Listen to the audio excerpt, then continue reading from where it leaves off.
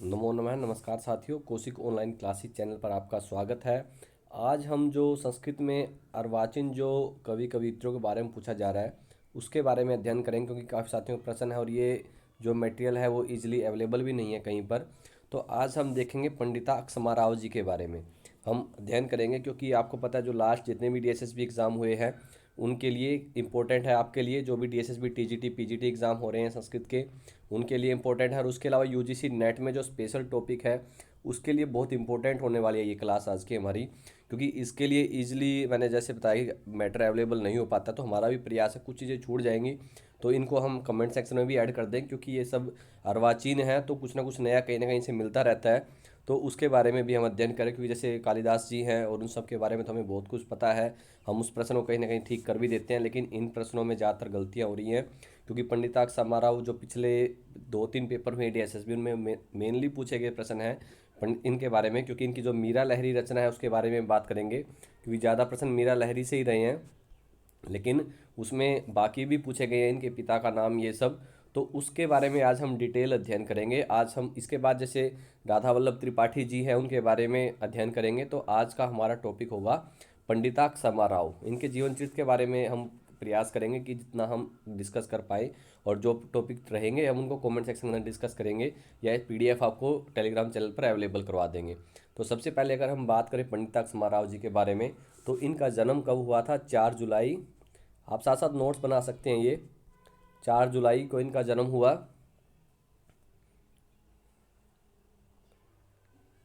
4 जुलाई 1890।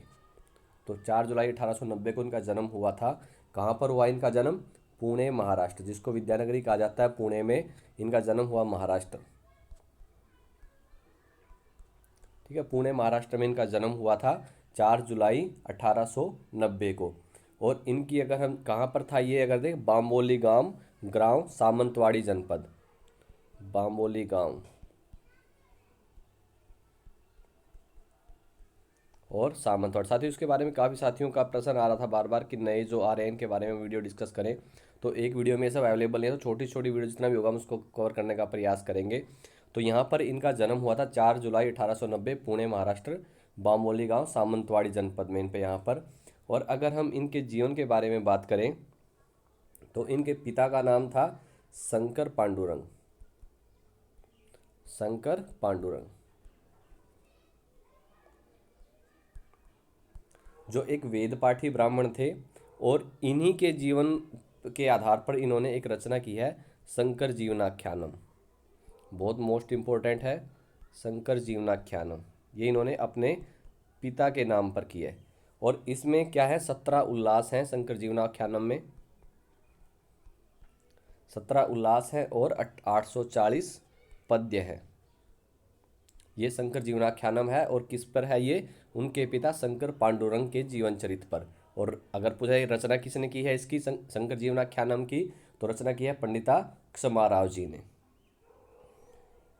और शंकर पांडुरंग हैं, इनके बारे में अगर हम बात करें तो इनके पिता नारायण थे, नारायण।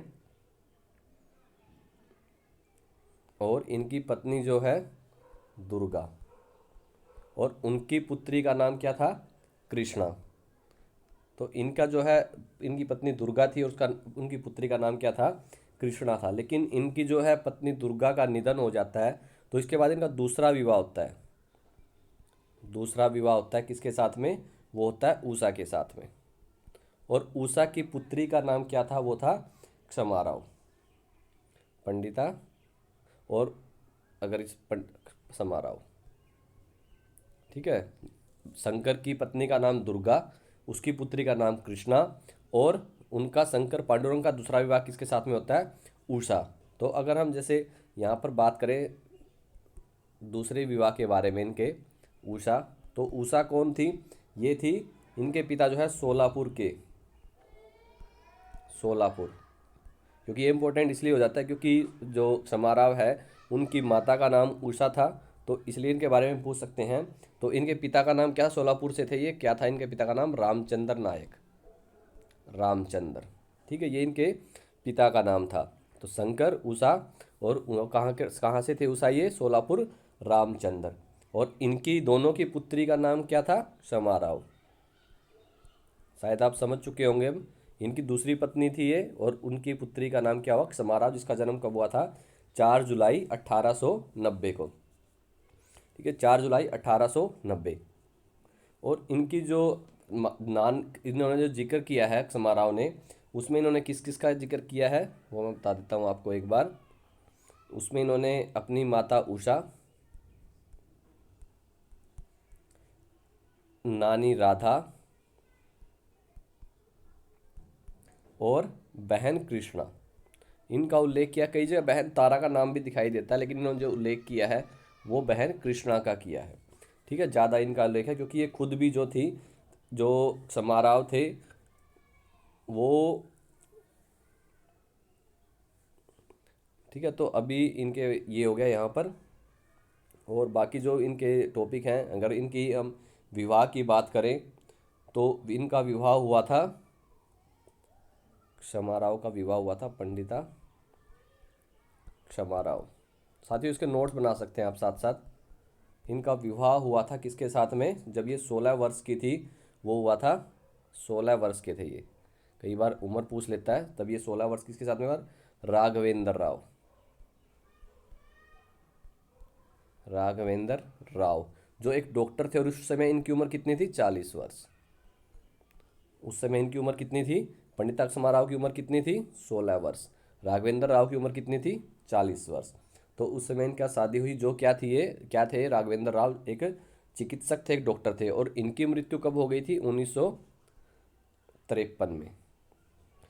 राघवेंद्र राव की मृत्यु कब हो गई थी? 1953 में। तो साथियों, जहाँ तक अगर हम उसका और अक्षय महाराव की, अगर हम इनके परिवार की बात करें, तो हमने माता पिता वो सब डिस्कस कर लिया। तो ये 2 बहन थी और 4 भाई। 4 भाई। तो अब मोटा मोटा अगर हम बात करें, हमने इसका और अगर हम जैसे मृत्यु की बात करें पंडिता समाराव की, तो इनकी मृत्यु कब हुई थी? पंडिता समाराव की मृत्यु हुई थी 22 अप्रैल 1954 को। 22 अप्रैल 1954 को हुई थी इनकी मृत्यु। और तो इनका जन्म कब हुआ था? 1890। तो लगभग ये 64 वर्ष तक इनका जीवन काल रहा। 64 वर्ष। 4 जुलाई 1890 जन्म और 22 अप्रैल 1954 मृत्यु। अगर हम इनके गुरु की बात करें, इनके गुरु कौन थे? विद्यालंकार पंडित नारायण।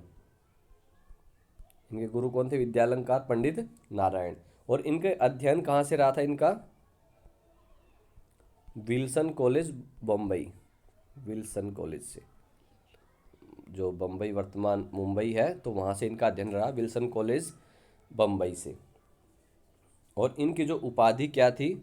इनकी उपाधि थी पंडिता। ये अक्षमाराव नाम था, तो उपाधि क्या थी इनकी? पंडिता। और इन्होंने लेखन काल कब से प्रारंभ किया? लेखन प्रारंभ किया इन्होंने 1931 से। तब से इनका जो लेखन प्रारंभ माना जाता है। तो साथियों, उनका जो एक जीवन है वो हमने डिस्कस कर लिया है। इसके बाद हम कुछ उनकी रचनाओं के बारे में डिस्कस करेंगे। और जो हमने बता दिया आपको कि कब इनके पिता कौन थे, इन सब के बारे में हम जैसे बात कर चुके हैं। शंकर जीवनोपाख्यान हमने बता दिया आपको, ये सब हो चुका है। अब थोड़ा बहुत जो जैसे जो इनके जीवन संबंधी, जैसे अभी पीछे जो 2022 में जन्म इनके बारे में प्रश्न आए हैं कि मीरा लहरी किसके द्वारा रची गई है, और उसमें मीरा लहरी की एक पंक्ति दे रखी है। और उसमें एक और पूछा गया कि किस नगरी का वर्णन है मीरा लहरी के श्लोक में, तो वो कुर्खी नगरी है। उन सब के बारे में भी बात करेंगे हम। तो अभी ये जो जीवन था उनका, वो उसके बारे में हमारा डिस्कस हो चुका है। सबसे पहले अब हम उनकी जो ज़्यादा रचना पूछी जा रही है वो है सबसे पहले मीरा लहरी। मीरा लहरी। तो मीरा लहरी किसकी रचना है? पंडिता क्षमाराव की रचना है। और ये क्या है? ये एक मुक्तक काव्य है। मुक्तक काव्य। ठीक है, ये एक मुक्तक काव्य है। इसमें लगभग 135 पद्य हैं। ये एक मुक्तक काव्य है और इसमें लगभग 135 पद्य हैं। इसकी भाषा कैसी है? सरल है। सरल एवं प्रसाद युक्त है। सरल एवं प्रसाद युक्त है।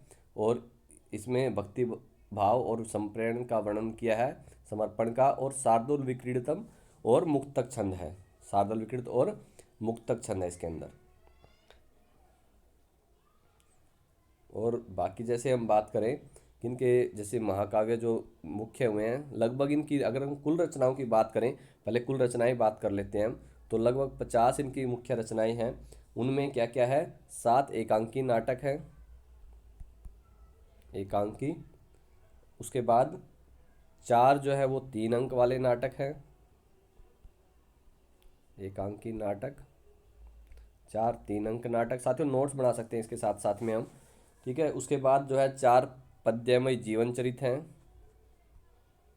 जीवन चरित लिख सकते हैं आप साथ साथ में। और उसके बाद 35 लगभग लघु कथाएं हैं, 35 लगभग लघु कथाएं हैं।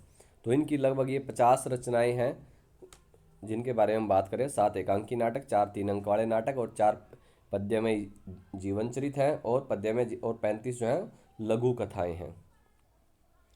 और अगर उससे आगे हम बात करें तो इनके जो प्रमुख महाकाव्य जैसे दिखे, श्री तुकाराम चरित, तुकाराम चरितम, श्री तुकाराम चरितम। इसमें क्या है, इसमें 9 सर्ग हैं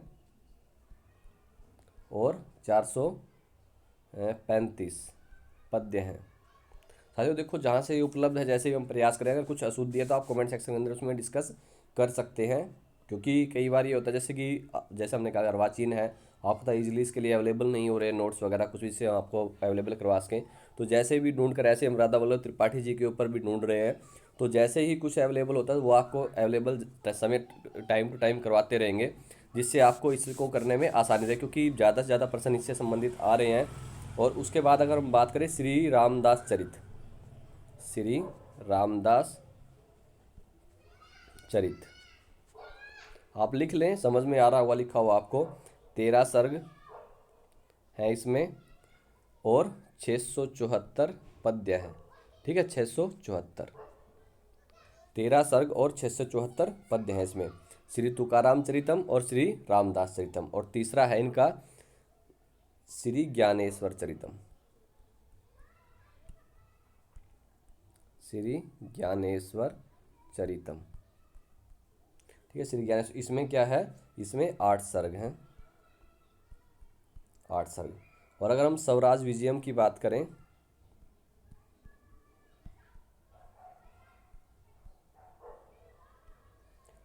तो इसमें 54 अध्याय हैं, 54 अध्याय हैं और 1740 पद्य हैं, 54 अध्याय और 1740 पद्य है। और एक जो इनका मुख्य इसके बारे में पूछा जा रहा भी वो है सत्याग्रह गीता, सत्याग्रह, सत्याग्रह गीता, ठीक है। इसके 3 भाग हैं, कौन कौन से हैं, एक सत्याग्रह गीता ही हो गया, दूसरा है उत्तर सत्याग्रह गीता,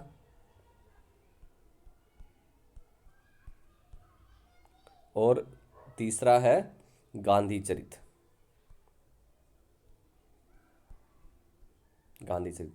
और सत्याग्रह गीता में अगर हम बात करें तो क्या है, इसमें 1931 से लेके 1931 से प्रारंभ होकर और गांधी इरविन पैक्ट तक की घटनाओं का वर्णन है। 1931 से लेकर जो गांधी इरविन पैक्ट हुआ था उस तक की घटनाओं का इसके अंदर वर्णन है। और शंकर जीवन आख्यानों के बारे में हम बात कर चुके हैं कि उसका मुख्य आधार क्या है, वो अपने पिता के जीवन चरित्र को इन्होंने आधार बनाकर लिखा है वहाँ पर। तो वो इनका, और प्रमुख गद्य की बात करें अगर हम अब, जो मुख्य रचनाएं हैं उनमें कथा पंचक है, एक कथा, कथा पंचक, कथा पंचक। इसमें क्या है, ये कब की है, प्रकाशित 1933। उसके बाद है ग्राम ज्योति, ग्राम ज्योति, ये कब हुआ, 1954 में। और उसके बाद है कथा मुक्तावली, कथा मुक्तावली, ये कब हुआ, 1956 में। और कथा मुक्तावली में छोटी छोटी 15 संस्कृत की कहानियाँ हैं, इनको हमें अगर ज़रूर पढ़ना चाहिए। तो कथा पंचक, ग्राम ज्योति, कथा मुक्तावली, और कब कब प्रकाशित हुआ ये। तो ये साथियों जैसे जो प्रश्न पिछले उसमें पूछे गए हैं वो भी अभी आपके सामने रखेंगे हम, जो हमने बताया अभी आपको कि मीरा लहरी किसके द्वारा रचना की गई है, पंडित समाराव के पिता का नाम क्या है, उन्होंने शंकर जीवनाख्यानम के रचयिता कौन है। तो इस तरह से प्रश्न आए हैं पिछले कई पेपरों में। और इसके अलावा एक जो मीरा लहरी से ज़्यादा प्रश्न आ रहे हैं, ज़्यादा प्रश्न तो यही थे, उससे भी यही पूछा गया रचना किसकी है, ये सब है। और कैसा काव्य है वो हमने बता दिया आपको कि मुक्तक काव्य है, इसकी भाषा सरल प्रसाद युक्त है, शार्दुल विक्रीड़ितम छंद है, मुक्तक मुक्तक छंद है, और भक्ति भाव और समर्पण का इसके अंदर वर्णन किया गया है मीरा लहरी के अंदर। और इनके जो संपूर्ण जीवन है हमने वो आपसे डिस्कस कर लिया है, क्या क्या रचनाएं हैं इनकी, मुख्य रचनाएं क्या क्या हैं, इनके गुरु कब हैं, इन्होंने लेखन प्रारंभ कब कब किया, और प्रमुख रचनाओं में कितने किसमें सर्ग हैं, वो सब हमने, इनके पति का नाम क्या है, तो वो सब हमारा टोटल इस वीडियो के अंदर डिस्कस हो गया है। तो ये एक पंडिताक्ष समाराव जी के जीवन चरित्र के बारे में हमने देखा है। इसके अलावा और भी हम जैसे मीरा लहरी के बारे में हम कवर करेंगे। अगर उसके जो पद्य हैं, जैसे एक प्रश्न था वो मैं बता देता हूँ आपको, अभी जो डीएसएसबी में पूछा गया है वो था, मीरा लहरी के प्रथम श्लोक में किस नगरी का वर्णन है। मीरा लहरी का जो प्रथम श्लोक है उसमें किस नगरी का वर्णन है मीरा लहरी में, तो उसमें कुर्खी नगरी का वर्णन है, कुर्खी। ठीक है, ये प्रश्न मैं बता देता हूँ आपको। और एक प्रश्न ये था 2022 में जो आया है, मीरा लहरी की रचना किसने की, तो वो पंडिताक्ष समाराव ने की है, उसके बारे में हम बात कर ही चुके हैं। और एक उसमें पंक्ति भी आई थी, मीरा रही कृष्णस्य प्रतिमाम का निर्दिशत। और एक दो और है जो मेन प्रश्न हैं वहाँ पर बनते हैं, तो उनको भी हम डिस्कस करेंगे अगली वीडियो में।